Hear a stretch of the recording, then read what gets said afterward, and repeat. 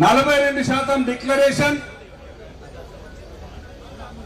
కామారెడ్డిలో అలవిగాని హామీలతో 42% డిక్లరేషన్ తో మాయ మాటలతో ఖచ్చితంగా అధికారంలోకి వచ్చి కుర్చీలో కూర్చున్నారు, కాంగ్రెస్ ప్రభుత్వాన్ని స్థాపించారు.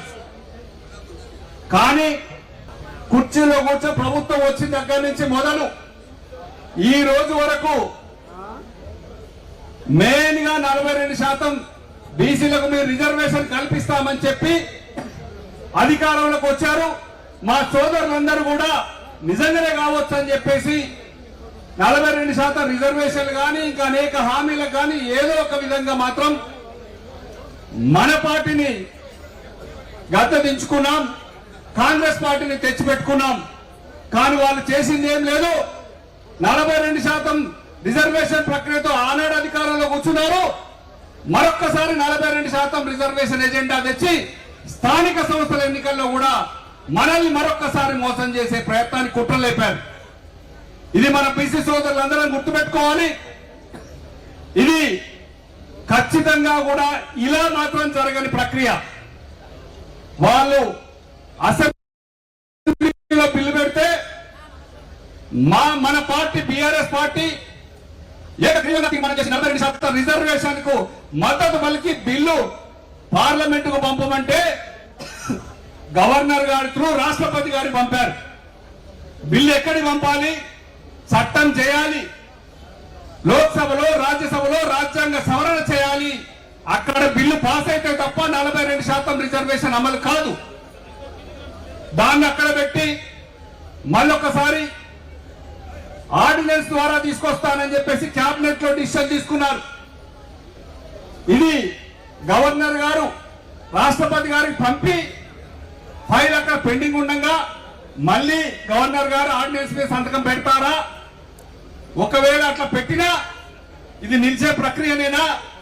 ఇలాంటి ప్రయత్నం ఖచ్చితంగా అవుతుందేమోనని 2018లో మన పార్టీ మన ప్రభుత్వం కేసీఆర్ గారు కూడా పంచాయతీరాజ్ చట్టాన్ని సవరించి రిజర్వేషన్ ప్రక్రియ స్టార్ట్ చేస్తే ఆర్డినెన్స్ ను కోర్టులో కొట్టేశారు. ఇది తెలియదా? కేవలం మరొక్కసారి స్థానిక సంస్థల ఎన్నికల్లో మరొక్కసారి బీసీ సోదరులను మాయ చేసే ప్రక్రియ కాబోతే దీన్ని ఏమంటారో గౌరవ ముఖ్యమంత్రి గారు చెప్పాలి. మా బీసీ సోదరులు కూడా కొంతమంది నిజంగానే అనుకొని భ్రమతో పాల్గొయడాలు ఇవన్నీ చేస్తున్నారు. వాళ్ళని నేనేమన్నాను కానీ తొందరపాటు చర్యది. ఏమొచ్చిందని మనకు తొందర, ఏమొచ్చిందని పండగ, ఏం రాలే కదా. గౌరవ ముఖ్యమంత్రి గారు చేయాల్సిన పనులు చేయకుండా తన చేతిలో ఉన్నటువంటి 20,000 కోట్ల రూపాయలు ప్రతి సంవత్సరం కూడా బీసీలకు నిధులు కేటాయిస్తానని చెప్పి ఎలక్షన్ హామీలు ఇచ్చారు. 2 సంవత్సరాలు అయిపోయినాయి. 20,000, 40,000 కోట్లు బీసీలకు ఇచ్చారా? చెప్పాలి అందరు ఒక్కసారి గట్టిగా. ₹1 ఇవ్వలే, బడ్జెట్ లో పెట్టలే, ఇవ్వలేదు. 2 సంవత్సరాలు గడిచిపోయినాయి. చేతిలో ఉన్న 40,000 కోట్లు బీసీలకు కేటాయించలే, చేతిలో ఉన్నటువంటి కార్పొరేషన్ పదవులు బీసీలకు ఇవ్వలే, చేతిలో ప్రకటించినటువంటి బడ్జెట్ లో పెట్టినటువంటి 18 కార్పొరేషన్లకు 50 కోట్ల నిధులు ఇస్తాను ఇప్పటి వరకు ఇవ్వలే, తన చేతిలో ఉన్నటువంటి పదవులు ఇవ్వలే, తన చేతిలో ఉన్నటువంటి మంత్రి పదవులు కూడా ఇవ్వలే. ఇచ్చిన మంత్రి పదవులు 3. ఎలాంటి మంత్రి పదవుల్లో మనమే చూసుకోవాలి, ఆలోచించాలి. మంత్రులే చెప్తున్నారు, ఒకరికి పశుసంవర్ధక శాఖ, ఒకరికి రవాణా శాఖ, ఒకరికి దేవాదాయ శాఖ. ఈ అత్యంత పటిష్టమైన పోర్ట్ఫోలియోలు ఎవరికి? బీసీలకు. ఎక్కడి మన వాటా మనం అడగడానికి బీసీలో వాస్తవంగా ప్రభుత్వాలు ఉన్నది. మీరే కులగణన చేశారు, మొన్నటిదాకా మీరే కులగణన చేశారు. మీరే చెప్పారు మీరు 46% అని, ముస్లిం సోదరులతో కలిస్తే 56% అని. గతంలో 52% ఉంది 2014లో బీసీలు. మీ జనాభా లెక్కలలో 22 లక్షల మందిని మాయం చేశారు. అది లెక్కనే లేదు, అదొక తప్పుడు లెక్క.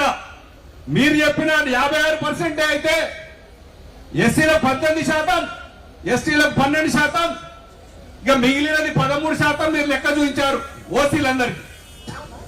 మరి మా వాటా మాకు మేము ఎంత ఉంటో అంత ఇచ్చేదానికి అసలు ఈ గొడవలన్నీ ఎందుకయ్యా? మాకు ఇచ్చారు ఈ ప్రభుత్వాలు. కేంద్ర ప్రభుత్వం ఏమో ఒక బీసీ ప్రధానమంత్రిగా ఉంటాడు, ఆయన ఒక బీసీ పోర్టుపోలి ఒక శాఖనే పెట్టాడు. మా 8 మంది లోక్సభ సభ్యులు గట్టిగా అడగాల్సింది మనం అడగం. 8 మంది కాంగ్రెస్ లోక్సభ సభ్యులు ఉంటారు, వాళ్ళు అడిగారు.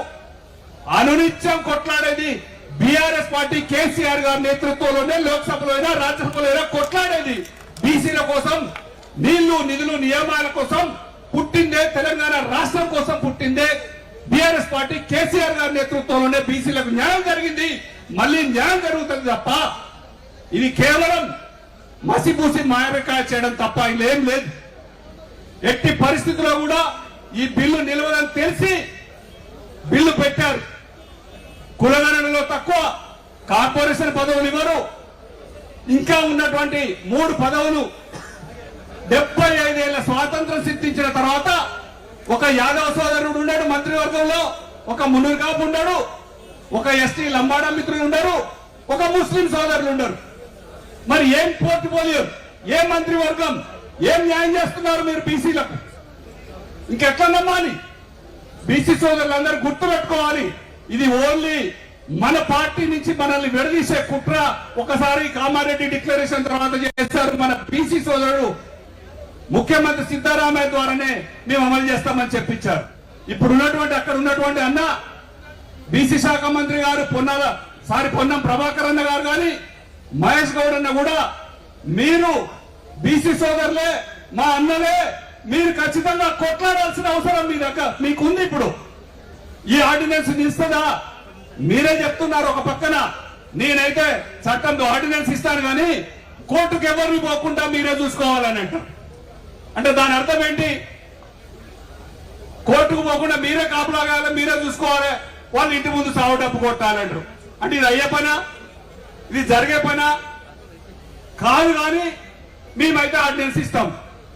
ఇది ఖచ్చితంగా మీరు చెప్పినట్టు మీరు 100 మంది ఎంపీలు ఉన్నారు కాంగ్రెస్ పార్టీ నుంచి, మీరు లోక్సభలో బిల్లు పెట్టే విధంగా ఫోర్స్ చేయండి. మా బీసీలో మా బీఆర్ఎస్ పార్టీ లోక్సభ సభ్యులు ఖచ్చితంగా కేసీఆర్ గారు మాకు ఎప్పుడో దిశానిర్దేశం చేశారు. బీసీల కోసం 42% అసెంబ్లీలో బిల్లు పెడితేనే ఏకగ్రీవ తీర్మానం చేసిన పార్టీ మేము లోక్సభలో సపోర్ట్ చేయమా? ఖచ్చితంగా రాష్ట్రపతి గారి దగ్గర తీసుకుపోండి వస్తాం, ప్రధానమంత్రి గారి దగ్గర తీసుకుపోండి వస్తాం. ఎక్కడి పోయినా ఏదైనా బీసీల కోసం బీఆర్ఎస్ పార్టీతో బీసీలందరం కూడా ఖచ్చితంగా మనం కొట్లాడి సాధించుకోవాల్సిన అంశాలు ఉన్నాయి. ఖచ్చితంగా కూడా చట్టసభల్లో విద్యా ఉద్యోగాల్లో మీరిచ్చిన హామీ నిలబెట్టగాక 420 హామీలతో కూడా దాంట్లో కూడా మా బీసీలకే అన్యాయం జరుగుతుంది. అక్కడ కూడా మా బీసీ సోదరులు, ఎందుకంటే 56% నువ్వు చెప్పిన బీసీలనే ఉన్నారు కాబట్టి ఏది అన్యాయం చేసినా మాకే ఎక్కువ దెబ్బ తగులుతుంది. మా దెబ్బలు మేము పడాలి, మేము ఓట్లేయాలి, మిమ్మల్ని కూర్చోబెట్టాలి, మీతో మేము తిట్లు తినాలి, మేము అని అబాస్ పాలు కావాలి, అన్యాయాల పాలు కావాలి. ఇక ఓపిక లేదు బీసీ సోదరులందరికీ. ఇది ఒక తిరుగుబాటు చర్య మొదలైంది. బీసీ సోదరులం ఎంత ఉంటే అంత సాధించుకునే దిశ. తెలంగాణ 2001లో టిఆర్ఎస్ పార్టీ పెట్టినప్పుడే 4-5 లేకుండా కేసీఆర్ గారు పార్టీ పెట్టి అనితర సాధ్యమైన తెలంగాణ సాధించిన ఘన చరిత్ర కేసీఆర్ గారికి ఉంది. మనకెందుకు చేత కాదు? ఇంతమంది బీసీ సోదరులు ఉన్నాం, బీసీ కులాలు ఉన్నాయి. మనందరం కూడా గట్టిగా పోరాడితే ఖచ్చితంగా మనం ఎంతున్నారో అంత వాటా ఎన్నాళ్ళకైనా ఇచ్చి తీయాల్సిందే. ఈ ప్రభుత్వం దేశంలో పెద్ద మార్పు రావాల్సిందే. ఎప్పుడు ఇస్తారు? బీజేపీ వారు కూడా నేను అడుగుతున్నాను, 33% మహిళా రిజర్వేషన్ చేసి పెట్టారు. మహిళా రిజర్వేషన్ చేయాలంటే కూడా మీరు ఖచ్చితంగా బీసీల కులగణన చేయాల్సిందే, ఖచ్చితంగా మీరు చేసి అమలు చేయాల్సిందే. దీన్ని కూడా బీసీ ఓబీసీ రిజర్వేషన్ ఖచ్చితంగా అమలు చేస్తేనే మహిళా రిజర్వేషన్ అవుతుంది. మా మహిళా సోదరులు కూడా చాలా యాక్టివ్ గా ఉన్నారు. డీలిమిటేషన్ లోనైనా ఏదైనా బీసీలమై మనం ఎక్కువగా జాగ్రత్తగా ఉండాలి. మనం మన పార్టీలు కాపాడుకుంటూనే మన బీసీల సంఘటిత శక్తిని నిరూపించాల్సిందా. ఇది ఒక మంచి అవకాశం దొరికింది.